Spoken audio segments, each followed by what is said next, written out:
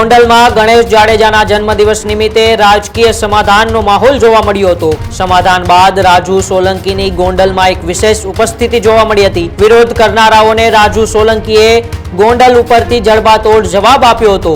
ગોંડલ ગણેશભાઈને એના જન્મદિવસની શુભકામનાઓ પાઠવવા આવ્યા છીએ અમારી ટીમ સાથે। જે બે ચાર અમારા સમાજના જે આગેવાનો છે એની આખી એવી ગેરસમજ ઊભી કરી છે કે આ રાજુભાઈનું અને ગણેશભાઈનું જે સમાધાન થયું છે સમગ્ર અનુજાતિ સમાજના લોકો મારી સાથે છે કે આપણે આ ગેરસમજમાંથી બહાર નીકળી જઈએ અને આપણે બે ચાર જે લે ભાગુ આગેવાન છે, જે ટુકડા ટુકડા ગેંગ છે, જે તોડતાડ ગેંગ છે, જે તોડ કરવા માટે બહાર નીકળે છે।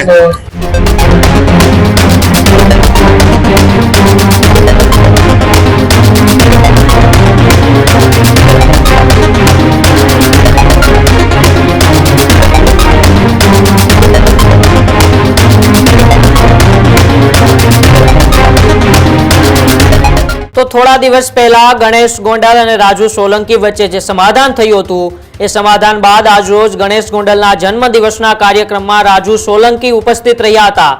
ગોંડલમાં ગણેશ જાડેજાના જન્મદિવસ નિમિત્તે રાજકીય સમાધાનનો માહોલ જોવા મળ્યો હતો। સમાધાન બાદ રાજુ સોલંકીની ગોંડલમાં એક વિશેષ ઉપસ્થિતિ જોવા મળી હતી।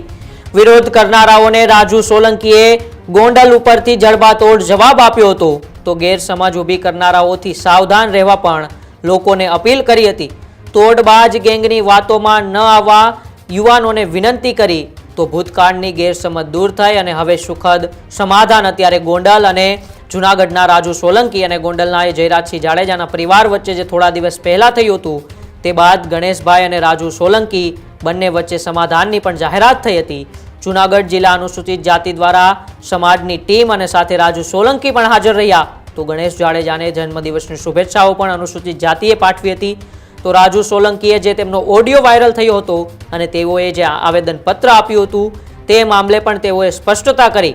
વાયરલ ઓડિયો 2-3 મહિના જૂનો હોવાનું રાજુ સોલંકીએ જણાવ્યું તો જૂનાગઢમાં અપાયેલા આવેદનપત્ર સામે પણ કડક પ્રહારો કર્યા। તો થોડા દિવસ પહેલા જે પણ સુખદ સમાધાન થયું હતું ત્યારબાદ આજ રોજ ગણેશ ગોંડલનો જે જન્મદિવસનો કાર્યક્રમ હતો જ્યાં મેગા રોજગાર કેમ્પ યોજવામાં આવ્યો હતો તે કેમ્પની અંદર અનુસૂચિત જાતિના આગેવાનોની સાથે રાજુ સોલંકી પણ ઉપસ્થિત રહ્યા હતા। ગણેશ ગોંડલને જન્મદિવસની શુભેચ્છાઓ પાઠવવાની સાથે સાથે તેમણે સમાજના યુવાનોને અપીલ કરી હતી કે ભ્રામક વાતોથી દૂર રહેવું જોઈએ।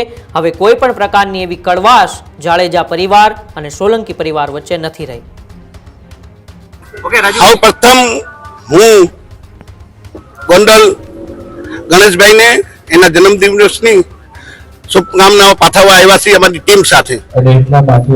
એક દલિત સમાજમાં જે બે ચાર અમારા સમાજના જે આગેવાનો છે એની આખી એવી ગેરસમજ ઊભી કરી છે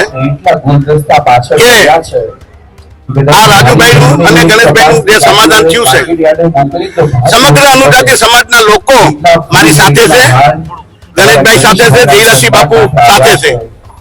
આ જૂનાગઢ જિલ્લાના અનુજાતિ સમાજના પ્રમુખ વતી હું અને અમારી આખી ટીમ માણાવદર તાલુકો, માળિયા તાલુકો, વિસાવદર તાલુકો, ભેસાણ તાલુકો અને અમારા જૂનાગઢ તાલુકાના લોકો અમે અહીંયા ગણેશભાઈને એના જન્મદિનની શુભકામનાઓ આપવા આવ્યા છીએ અને અનુજાતિ સમાજના સમગ્ર દલિત ભાઈઓ બહેનો અમારી વિનંતી છે કે આપણે આ ગેરસમજમાંથી બહાર નીકળી જઈએ અને આપણે બે ચાર જે લે ભાગુ આગેવાન છે, જે ટુકડા ટુકડા ગેંગ છે, જે તોડતાડ ગેંગ છે, જે તોડ કરવા માટે બહાર નીકળે છે એની વાતોમાં ના આવીએ અને આપણે બુદ્ધના વંશજો છે, બાબા સાહેબના વંશજો છે ત્યારે બુદ્ધ ભગવાને હંમેશા માફ કરવાનું પ્રેરણા આપી છે એટલે હું બુદ્ધના વંશજ તરીકે જયરાજસિંહ બાપુ ને ગણેશ બાપુને હું માફ કરું છું।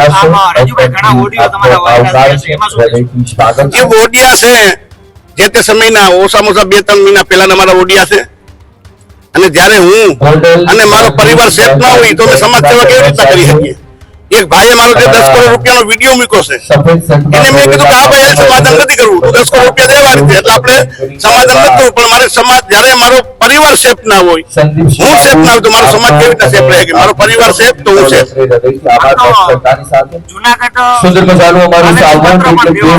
જુનાગઢમાં જે આવેદન પત્ર દીધું છે, ત્યારે હું 13 મહિના ને 13 દિવસ જેલમાં રહ્યો ત્યારે આ સમાજના આગેવાનો ક્યાંય હતા ભાઈ? ત્યારે કેમ મેદાનમાં ના નીકળ્યા? ત્યારે કેમ અમને મદદ કરવામાં ના આવી? પણ એને ક્યાંક ને ક્યાંક પૈસાનો તોડ કરવા માટે જયરાજસિંહ બાપુ ઉપર અને ગણેશ બાપુ ઉપર જે દબાણ કરવામાં આવે છે ખોટું છે. હું જયરાજસિંહ બાપુ અમે અને આખો અમારો સમાજ એની સાથે થઈ. જયરાજસિંહ બાપુ અને ગણેશ બાપુને કઈ મુદ્દાવાની જરૂર નથી.